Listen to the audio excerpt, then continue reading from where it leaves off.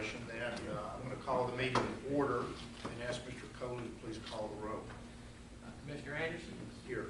Commissioner Snell is absent. Commissioner Hamilton? Here. Commissioner Herbert? Here. Commissioner Robinson? Here. Commissioner Thompson? Here. Commissioner Williams? Here. Mr. Chair, you have a quorum. Thank you. Everybody was sent the minutes from our last meeting, our August 15 meeting. Is there a motion regarding those minutes? Second. Any discussion? All in favor? Aye. Aye. Opposed? Minutes are approved. Ms. Roach, resolution is It's formal today. 1297. Commissioners, we have two rate actions before you today. They're both related to TVA, and I'll recognize Mark Walker to summarize them for you. It's not that I'm formal with that camera right in your face. It's just like hard. Glad I can hide. Commissioners, you may recall last month you adopted on first reading a new TVA interruptible price program called Reserve Preservation.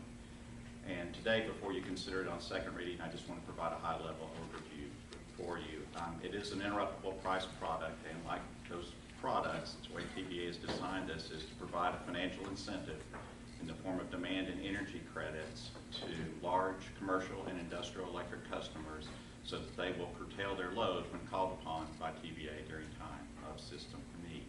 And this is designed for very large customers, 5 megawatts or greater, and that's 5,000 kW.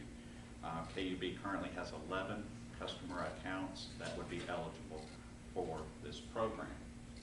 Participation, of course, is voluntary. It's not forced upon it.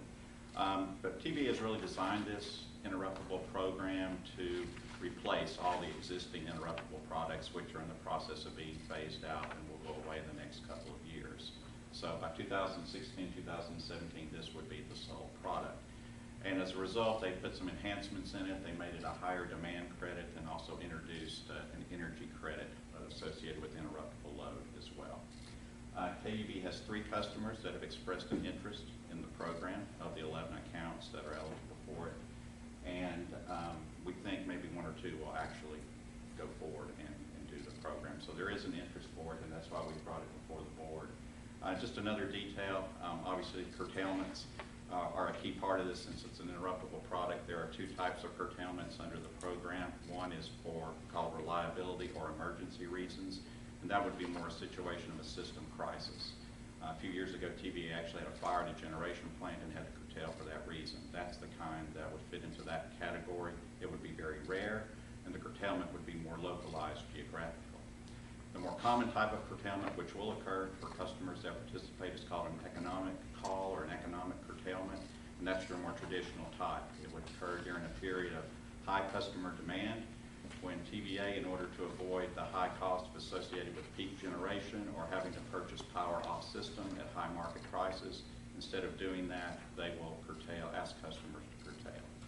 So the base level of this program, there's going to be 10 hours of economic calls per year for any customer participating. Customers that wish to have more can request that of TVA, and that's seasonal. You can have a certain number of hours for the winter and a certain number of hours for the summer, but that's up to customer choice. Base level is 10 for everybody. So there will actually be curtailments called under this program. So Resolution 1297 does authorize our participation in the program. This being on second and final reading, if approved today, it would be available for our customers on October the 1st. And I'd be happy to answer any questions on this program. Questions? Okay.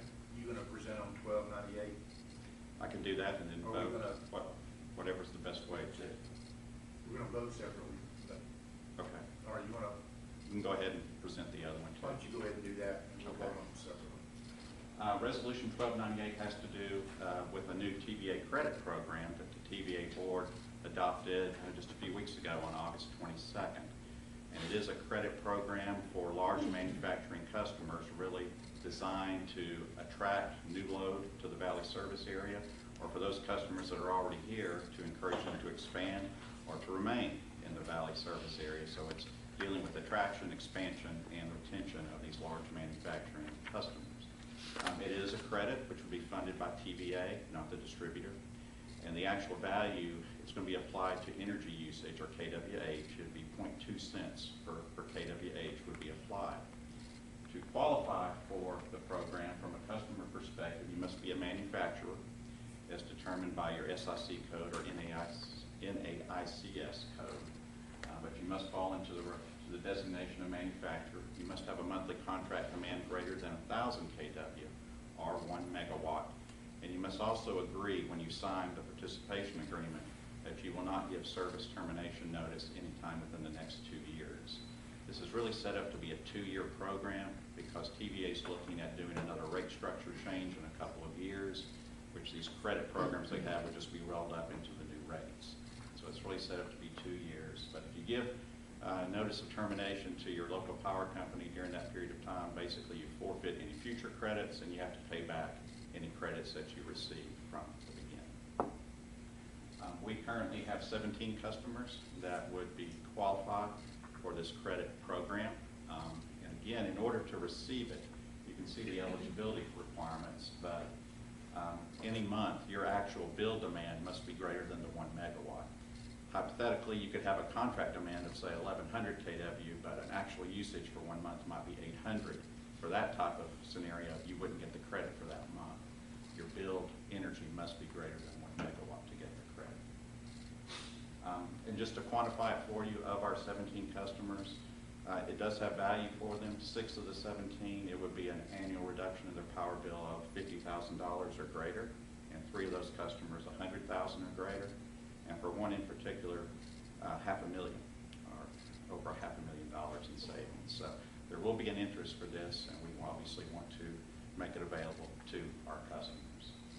Again, the revenue will be funded by TVA, not KUB in this case, and TVA has set it up to be effective October the 1st. I have a question. Yes, ma'am. So we are going to bill them the normal rate, and then they apply for the credit, and TVA will reimburse them that credit? It doesn't come through us, or? Now, the credit does come from us. It's a flow through. It's Oh, a okay, flow through. okay. We would provide the credit on their monthly bill, and then TVA will credit us on our wholesale power invoice. So, and it'll be on the next month's invoice, so it'll be prompt reimbursement. So it's reimbursed the month after that we know? Can the credit be measured as a percentage? I mean, is that 50,000 because they have a $10 million electric bill, or? Well, obviously, the one that's got over $500,000, they have a very large electric bill. As a percent of their total bill, you're looking probably 1 to 2%. It's going to be relatively small, but still, it's better than nothing. And all you have to do is be a manufacturer and use your regular power usage. Why not? So. Mark, all those within Knox County? Well, our service territory obviously covers electric system parts of 7 counties. All of these customers, the majority of them are in Knox County. I'm trying to think if there's any that would be outside the boundary. There would be some. Not all in Knox County. Okay. Any other questions? I got one more. Has there ever been anything like this before, or is this new and radical for TVA? This is not radical. Over the years, they've had different manufacturing credit programs. In fact, there's one in existence right now called a small manufacturing credit program. So this one basically goes on top of that. They would actually get another credit above and beyond what they're already getting. All right. We've got 2 resolutions. And we need to take them up separately. The first one is Resolution 1297. That's that TVA's Reserve Preservation Interruptible Program. This is the second and final reading. Is there a motion regarding that resolution? So, second.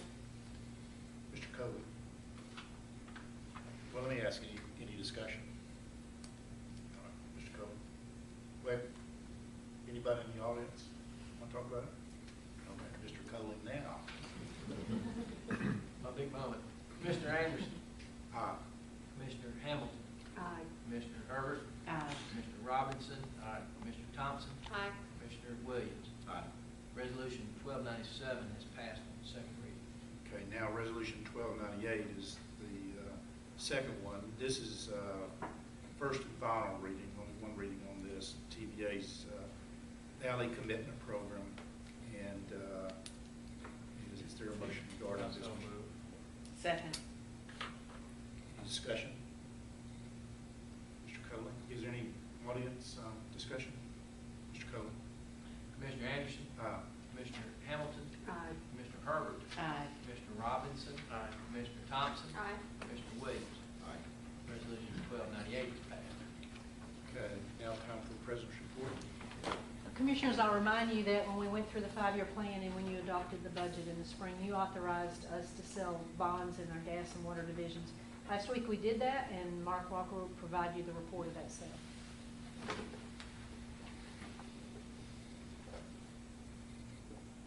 Commissioners, we did sell gas and water system bonds last Monday on September the 9th, and I did want to go over the report on the results of the sale.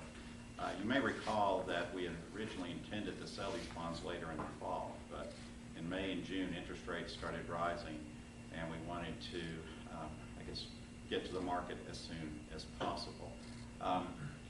We did do that and sold several months earlier than originally anticipated, but interest rates have risen significantly from, earlier in the spring.